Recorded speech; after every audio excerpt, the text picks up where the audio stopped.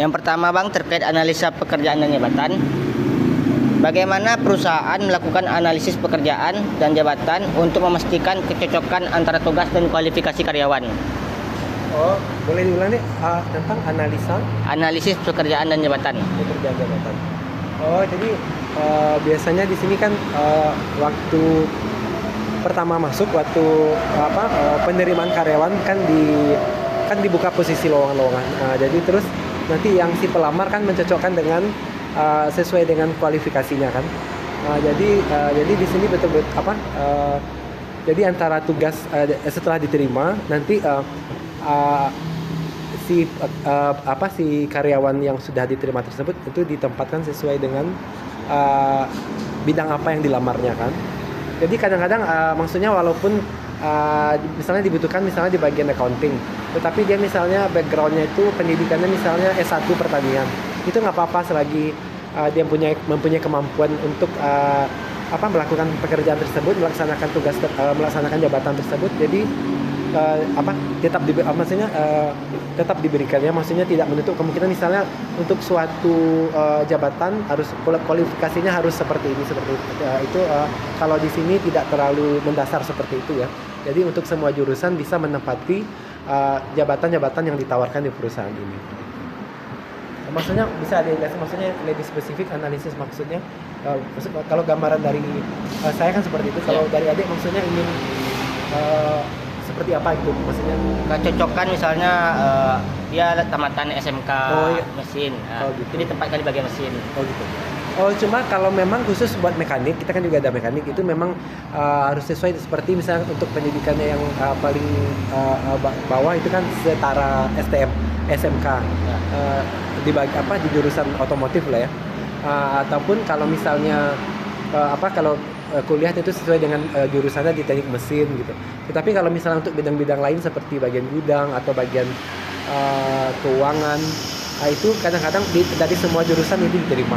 Atau bagian sales penjualan itu dari semua jurusan itu diterima. Untuk pertanyaan kedua terkait rekrutmen Bang. Peralatan. Apa strategi utama perusahaan dalam merekrut karyawan baru? Oh, strategi perusahaan dalam merekrut karyawan baru. Itu biasanya strategi perusahaan itu kalau di sini perusahaan tidak menjanjikan apa yang maksudnya. Kalau perusahaan di sini biasanya kan kalau kita lagi butuh, kalau perusahaannya lagi membutuhkan karyawan baru dibuka itu kan lowongan pekerjaannya.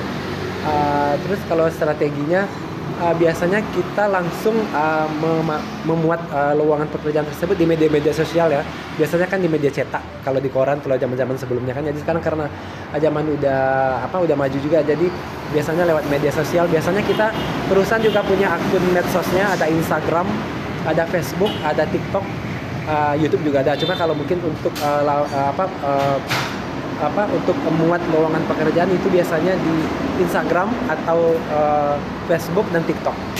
Ya, biasanya seperti itu. Kalau untuk membuka lowongan pekerjaannya, pemberitahuan lowongan pekerjaan. Nah, yang ketiga nih Bang, terkait pelatihan dan pengembangan. Bagaimana perusahaan mendukung pengembangan karyawan melalui pelatihan dan program pengembangan? Oh begitu.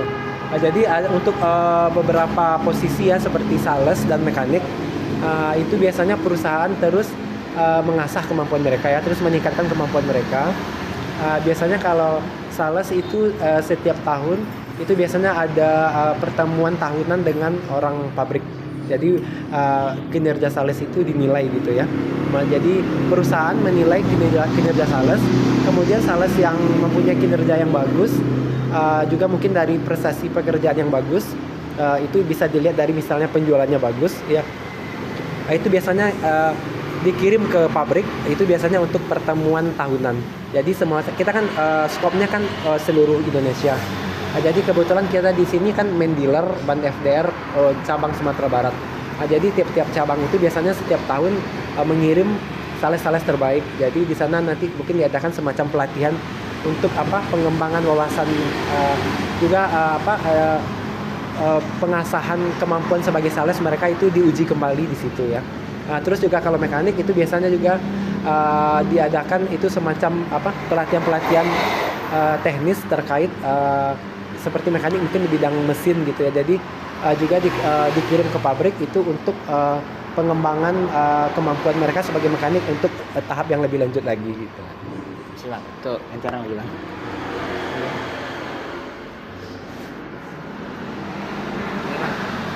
Yang mana? Yang sampai evaluasi kerja lagi. Sama kompensasi 6 itu 8.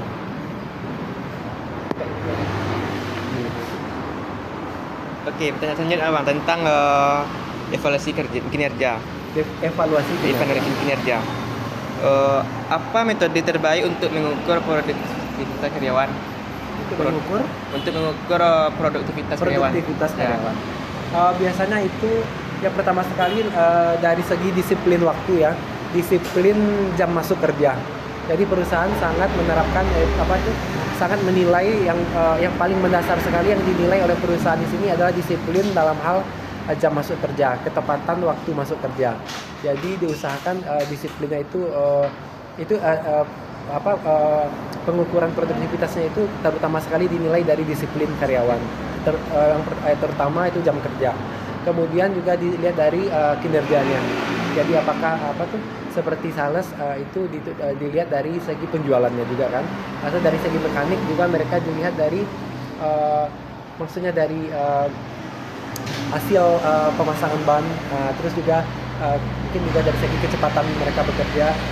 Jadi semua aspek itu dinilai ya, dari disiplin masuk kerja, terus juga dari segi kinerja itu sendiri seperti sales, penjualan, mekanik, hasil pemasangan bannya juga diukur dari kepuasan pelanggan ya. Jadi seperti itu.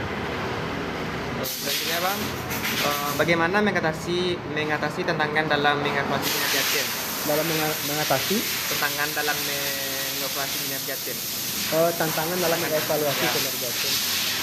Maksudnya ini dari manajemennya kan yang menilai gitu. Tantangannya bisa dibilang itu nggak ada ya, karena seperti biasa di sini kan ada bagian-bagian jenjang-jenjang jabatan ya. Jadi seperti misalnya untuk operasional itu biasanya ada supervisor.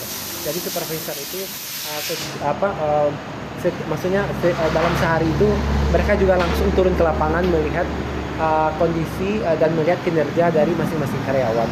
Jadi misalnya kalau ada karyawan misalnya ada yang kurang sesuai misalnya, atau dari segi misalnya contoh kecil aja, misalnya nggak pakai seragam atau seragamnya ada yang berbeda, itu biasanya langsung diberikan arahan oleh tim manajemen ya, biasanya supervisor. Terakhir Bang, bagaimana menyusun rencana pengembangan berdasarkan hasil evaluasi kinerja? Menyusun rencana pengembangan berdasarkan evaluasi kinerja. Jadi biasanya maksudnya pengembangan apa nih? Pengembangan Perusahaan atau perusahaannya. Oh gitu. Jadi biasanya kinerja perusahaan kinerja karyawan itu kan terlihat dari hasil yang dicapai ya. Jadi apakah penjualannya itu meningkat atau menurun, itu kan tergantung itu kan dinilai dari kinerja karyawan. Jadi kalau misalnya kalau penjualannya itu bagus, grafiknya meningkat, jadi laba juga yang diperoleh juga maksimal ya. Nah itu biasanya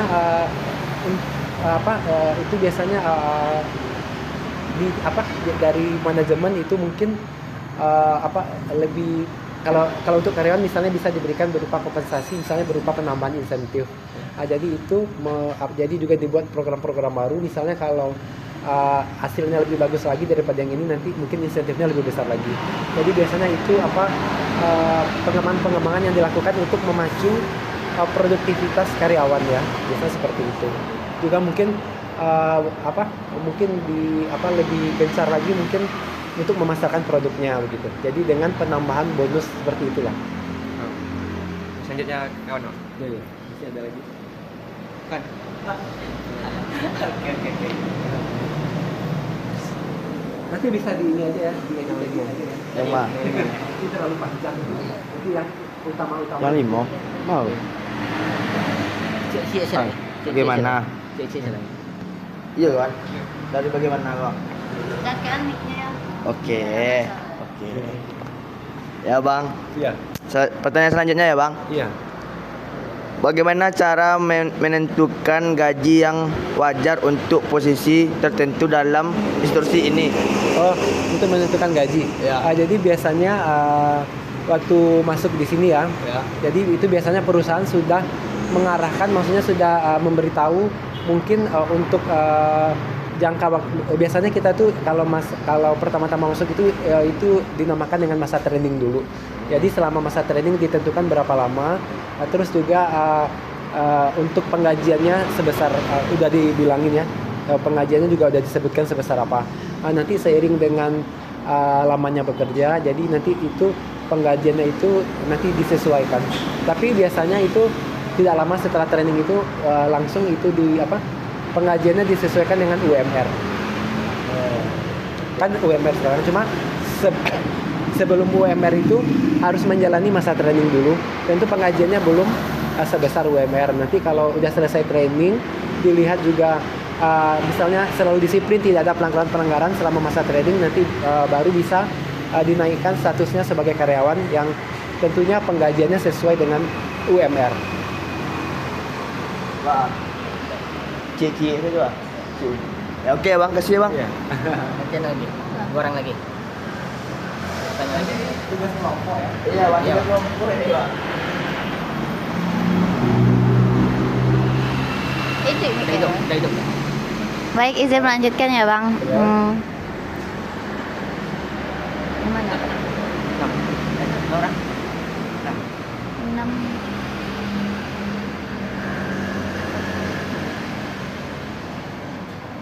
Kompensasinya belum selesai ya?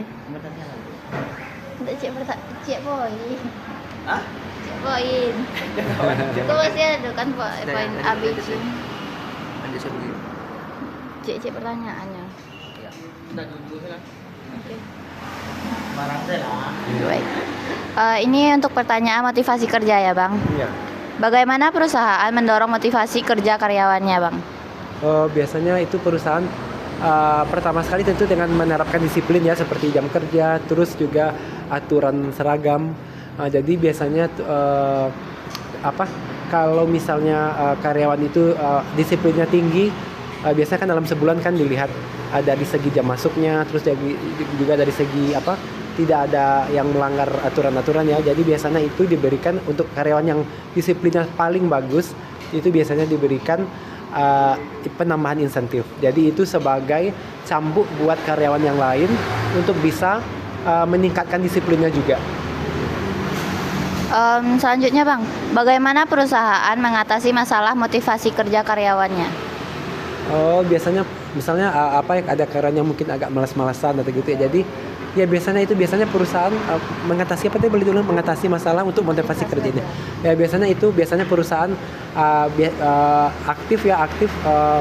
aktif mengarahkan kepada karyawan untuk lebih meningkatkan kinerja mereka, terutama disiplin, juga seragam kerja, terus juga untuk meningkatkan penjualan, memberikan kepuasan kepada pelanggan. Misalnya kalau dari mekanik tentu hasil pemasangannya tentu sangat diharapkan pelanggannya puas ya dengan hasil pemasangan bannya. Jadi seperti itu. Jadi kalau misalnya hasilnya bagus, nanti itu akan diberikan penambahan insentif. Jadi untuk karyawan, jadi bukan merata ya, untuk karyawan yang kinerja dan disiplinnya bagus aja gitu. Jadi gencar mengarahkan, langsung terjun ke lapangan untuk memberikan motivasi kepada karyawannya tadi. Ini terkait dengan kepemimpinan Bang. Bagaimana perusahaan akan membangun budaya perusahaan yang inklusif dan mendukung dalam konteks MSDM? Maksudnya perusahaan Membangun budaya perusahaan yang inklusif dan mendukung dalam konteks manajemen sumber daya manusianya. Oh gitu. Bentar, saya kan udah pernah kuliah udah lama lagi. Kalau inklusif boleh dijelaskan maksudnya? Kadang-kadang suka lupa dengar katanya sering, maksudnya kalau maknanya apa sih inklusif? Boleh maksudnya inklusif tadi maksudnya seperti apa sih? Maksudnya artinya, maknanya gitu. Ini kadang-kadang udah lah. Itu yang bikin pertanyaan maksudnya dari dosen gitu. Iya. Oh, jadi nggak apa-apa, kan sehubungan dengan sumber daya. Boleh diulangi lagi bagaimana? Perusahaan membangun budaya yang inklusif terkait dengan manajemen sumber daya manusia. Sumber daya manusia. Oh, itu biasanya berarti manajemen sumber daya ya. Itu seperti yang tadi juga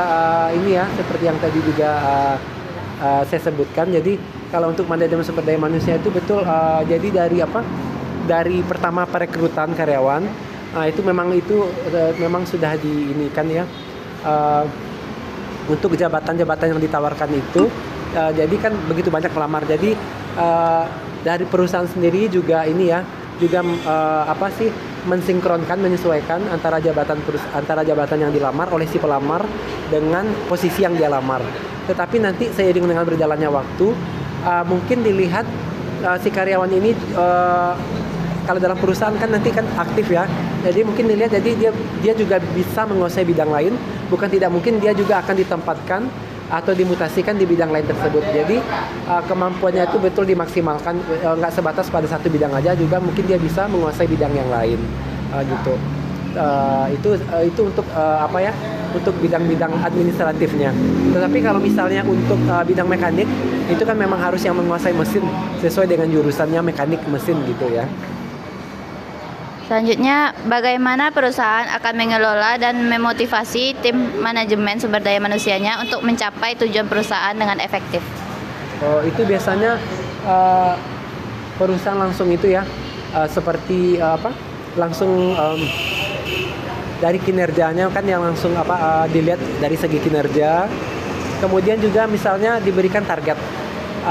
Target itu jadi kalau misalnya si karyawan tidak bisa menyelesaikan target ya sesuai yang diberikan oleh manajemen, itu biasanya tidak misalnya insentifnya tidak dapat gitu, atau bisa saja dia misalnya diberikan semacam skor, tapi skor itu misalnya seperti misalnya ada beberapa misalnya insentif yang belum bisa dicairkan, belum bisa menerima insentif seperti itu ya.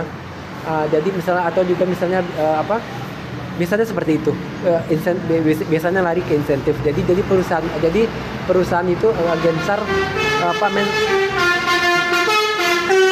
mensosialisasikan kepada karyawan untuk lebih meningkatkan kinerja mereka, untuk meningkatkan kita kan penjualan perdagangan, jadi untuk lebih meningkatkan penjualan. Terus juga bagaimana strategi kita harus bisa untuk menghadapi kompetitor atau pesaing kan banyak. Kalau kita kan merek ban kan banyak ya. Jadi bagaimana kita untuk bisa tetap bertahan. Jadi itu dilihat dari kinerja karyawannya, terutama sales ya. Baik, ini melanjutkan yang tentang masalah keuangan dan gaji ya Bang.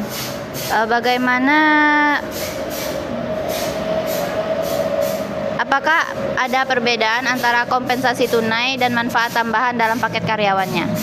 Kompensasi tunai dengan manfaat tambahan dalam paket karyawan. Paket karyawan maksudnya manfaat gitu ya.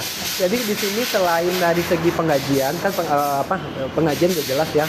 Jadi buat karyawan juga diberikan fasilitas ya, seperti diikutsertakan dalam kepesertaan BPJS, itu udah pasti ya. Terus juga jadi yang utama itu ya memang diikutsertakan dalam BPJS dari segi jaminan perlindungan dalam bekerja, juga BPJS kesehatannya ya. Ya jadi seperti itu. Jadi memang diikutsertakan. Terus juga misalnya seperti itu tadi, tambahannya mungkin kalau ada kinerjanya bagus, diberikan kompensasi berupa penambahan insentif. Terima kasih Bang.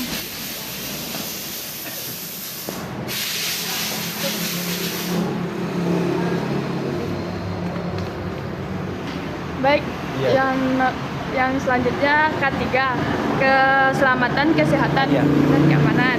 Apa saja kendala-kendala yang biasa dihadapi dalam pelaksanaan perjanjian kerja bersama dalam penerapan K3? Keselamatan karyawan tadi, kesehatan, keselamatan, dan keamanan. Maksudnya perjanjian apa tadi? Perjanjian? Apa saja kendala-kendala yang biasa dihadapi dalam pelaksanaan perjanjian kerja? Oh gitu. Kalau kendala sih tidak ada ya. Maksudnya kan waktu perekrutan karyawan kan diberikan dari selama bekerja ini ada BPJS, diberikan arahan ya. Ini ada BPJS keselamatan kerja. Jadi kalau kendalanya sih nggak ada ya. Maksudnya tergantung kepada setuju atau tidaknya apa. Tapi otomatis semua kan mau dong diberikan BPJS gitu. Jadi kalau kendala sejauh ini nggak ada aja ya. Nomor 2, bagaimana perusahaan menjamin K3 bagi karyawannya? Jadi perusahaan sangat memperhatikan K3 buat karyawannya. Jadi salah satunya dengan memberikan fasilitas kepesertaan BPJS, dan juga kemudian dari segi ini sendiri juga kita diberikan apa ya, maksudnya seperti diberikan safety ya, diberikan maksudnya kenyamanan, jadi juga ada asuransi gitu ya. Juga misalnya kalau seperti buat barang-barang ada asuransinya kan, sales membawa barang, misalnya kalau barangnya misalnya seperti kan mana tahu kan bencana kan